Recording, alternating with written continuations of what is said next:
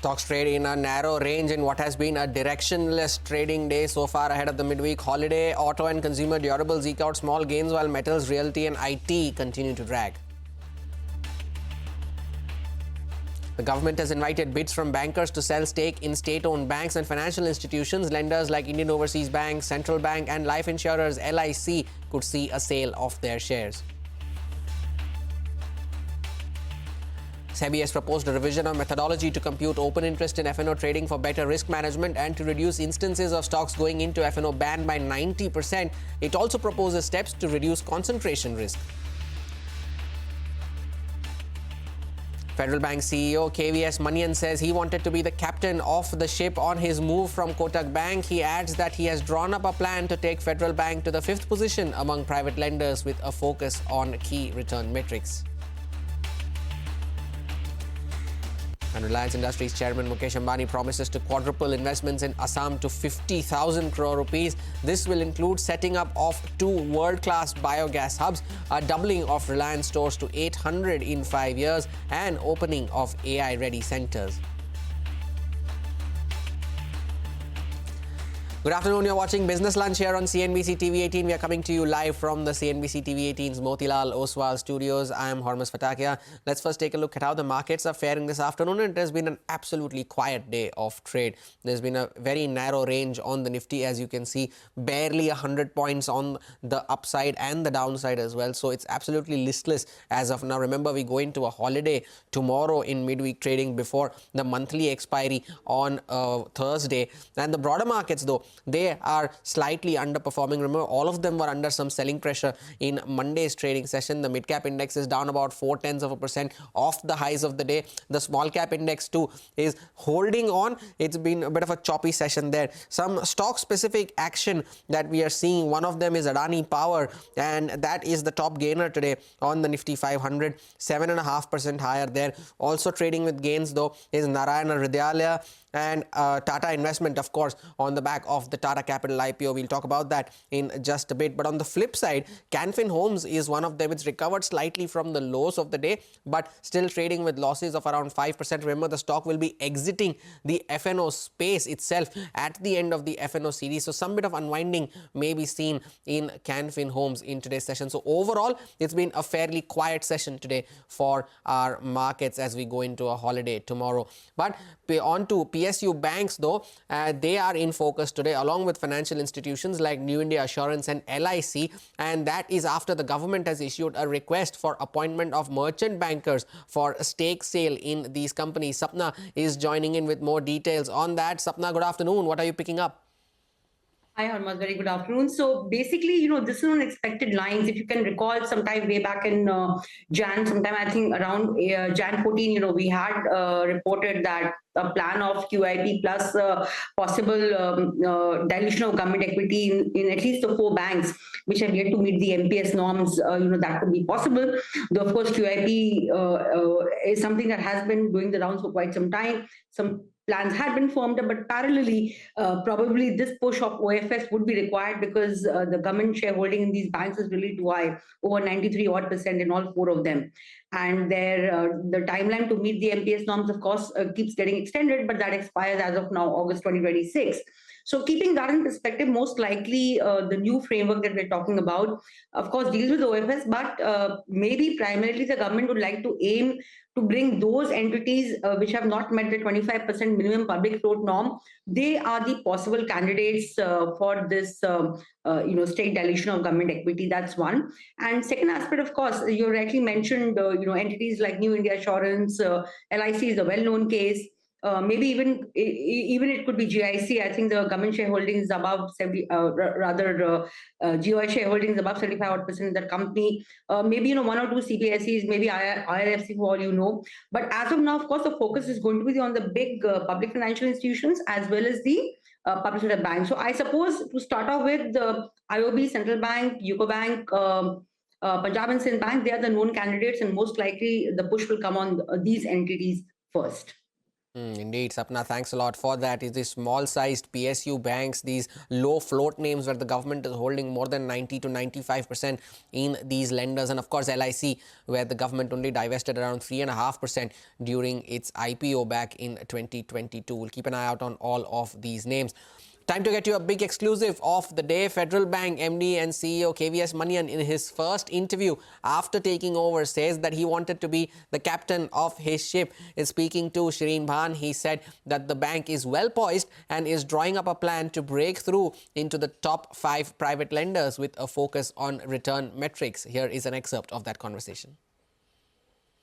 I think wanting to run your own ship, captain of your own ship, of your own ship made the choice easier. That was the easier. That is what made it easy, I think, and the opportunity itself of Federal Bank.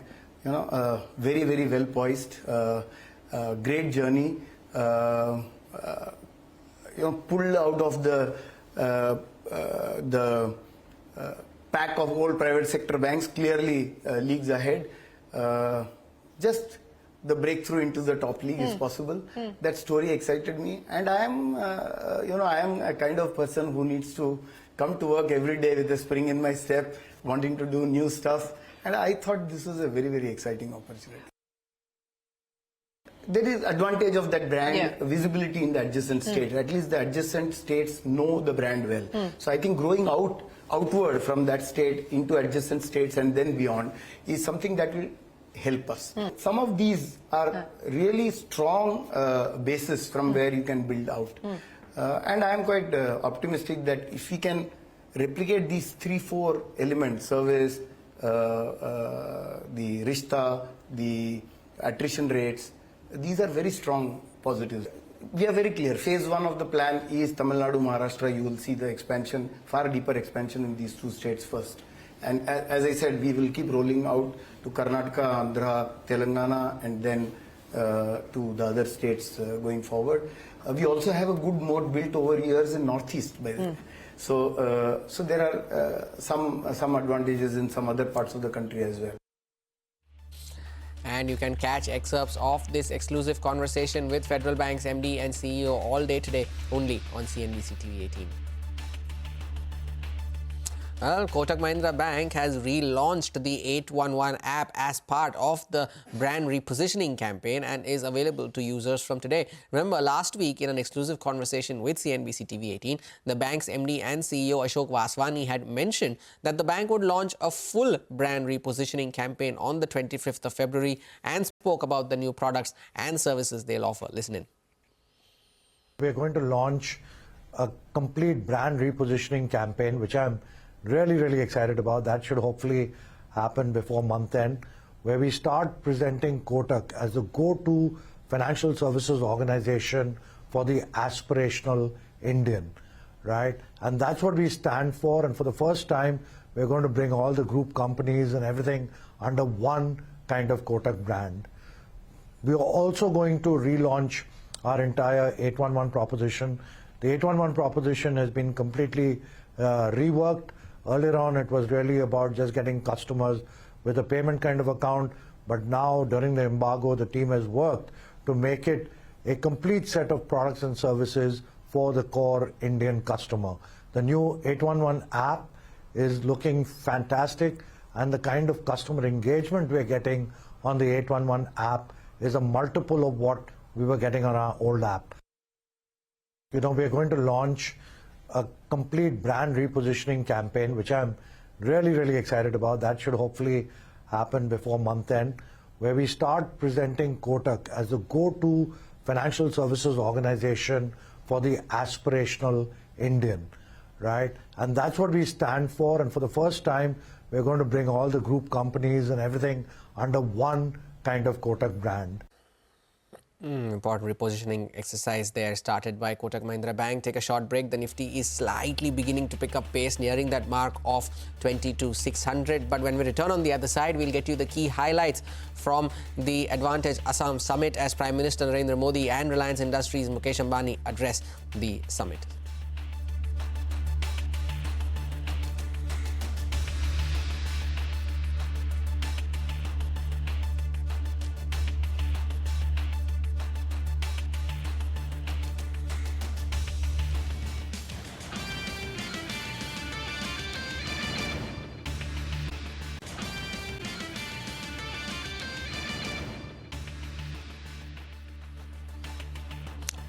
Welcome back. Now, Prime Minister Narendra Modi inaugurated the Assam Advantage Summit 2.0 earlier this morning. The event is the largest investment promotion and facilitation initiative by the state government. The summit aims to establish Assam as a major investment destination in the country. In his address, the Prime Minister set a goal of making Assam a state of limitless development.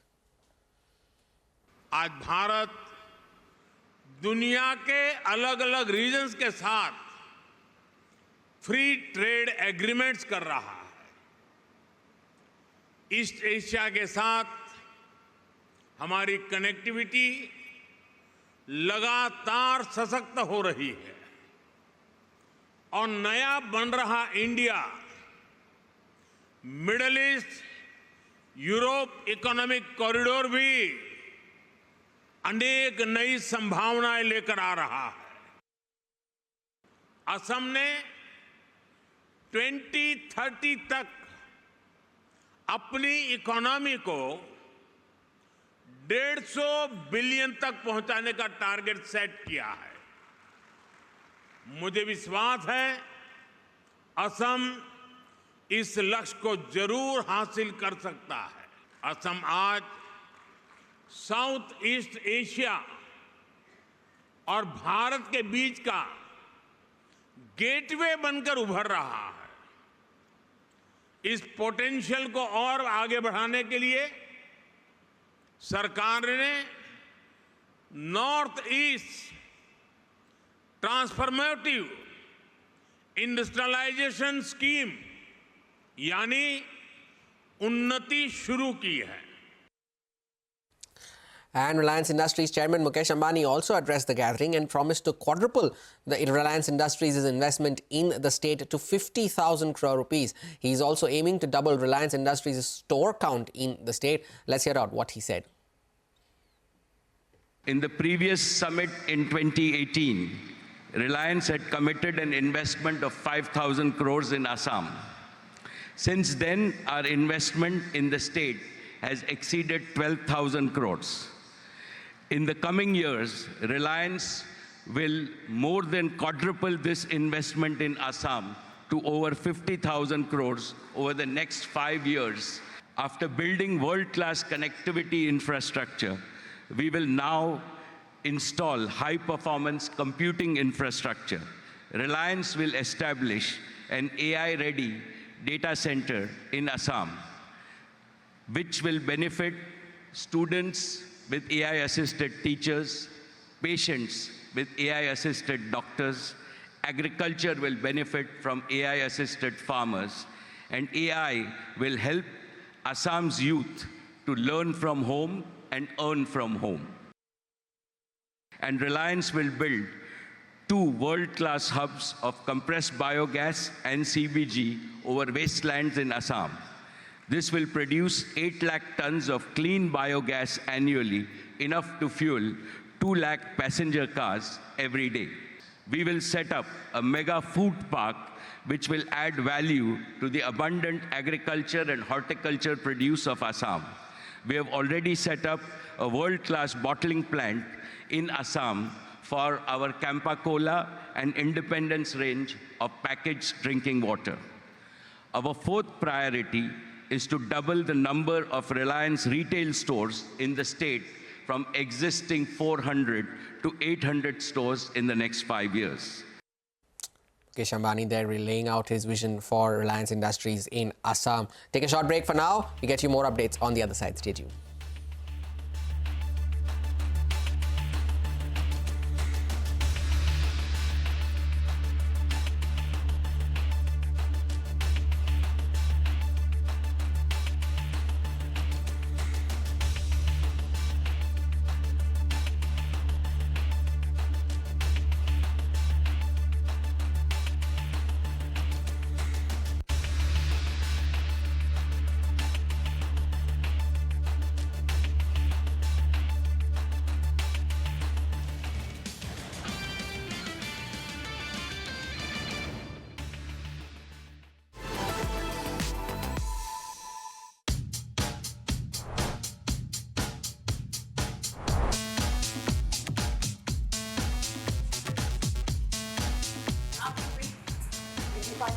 Hello.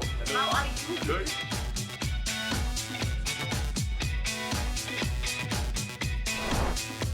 I was doing CNBC for like 30 years. CNBC is only 25. So I.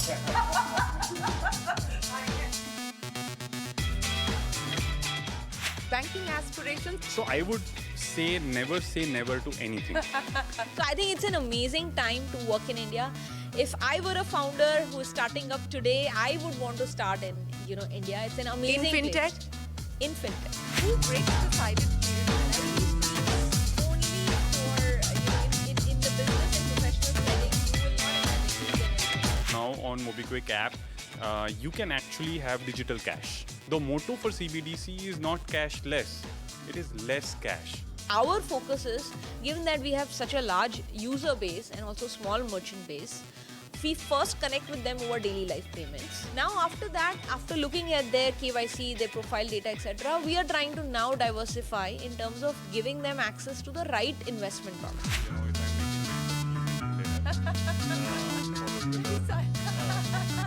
Followed with Is that a space that you're going to look at? now EA is becoming cheaper and cheaper. For sure it's a space that we are definitely looking at. We didn't sell a single share in the IPO. Neither did any one of our shareholders. That tells you about what they think about the future of MobiKwik.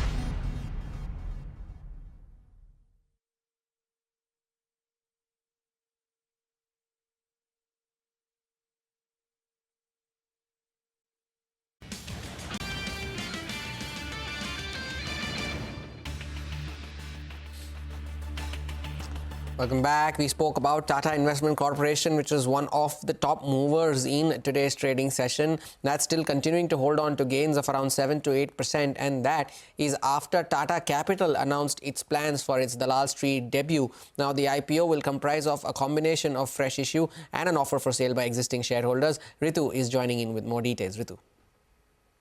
The board of Tata Capital has approved plans for an initial public offering which will comprise of a combination of fresh issue of 23 crore equity shares and an offer for sale by existing shareholders. The board has also approved issuing shares worth up to 1,504 crores on a rights basis to existing shareholders.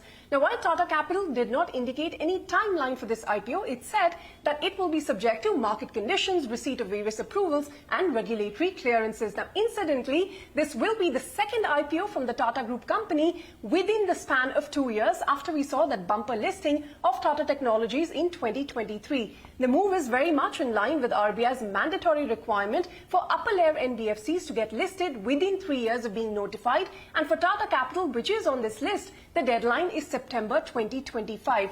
Now, as of March 2024 end, Tata Capital had assets under management of more than 1,57,000 crores, with profits after tax of about 3,150 crores. More than 85% of its portfolio consists of retail and SME lending. It serves more than 4.5 million customers across 723 locations. In terms of shareholding, the promoter Tata Sons holds nearly 93% stake as of March 2024. Another 2.15% was held by Tata Investment Corporation, and the rest by other Tata Group entities, individuals and International Finance Corporation. So while we may see Tata Capital get listed by September this year to comply with RBI norms, it is still unclear whether Tata Sons will have to follow suit. That's because their application for deregistration is still under review by the RBI. If the RBI grants them approval, Tata Sons can remain private. If not, the Tata Group may have to navigate a much larger and more complex listing process. Ritu, thanks a lot for that. And moving on to the latest weather updates now, the Indian Meteorological Department has issued a yellow warning for Mumbai and the nearby areas for the next 3 days. The IMD has also issued a heat wave warning in Mumbai till tomorrow after the city recorded a 5-year high temperature of 38.4 degrees Celsius. In fact, Santya spoke to the IMD Mumbai officials. Let's listen. Issued a heat wave warning for Mumbai and some other districts of Konkan for the next 2 days, that is 25th February and 26th February. The predominant wind pattern is the easterlies. Now, sea breeze is a factor that actually regulates the coastal temperatures. But when such type of a wind pattern exists, the easterlies will inhibit the sea breeze from setting in at its usual time, which is around 10:30 to 11. So this leads to the rise in temperatures. Well, if you're feeling the heat outdoors in what should otherwise be a cool month, you know what to blame. We call time on this edition of Business Lunch. The markets are not feeling any heat whatsoever. They are in snooze mode ahead of the holiday. But from me and the team that put this show together, thank you so much for watching. Midcap Radar takes the action forward.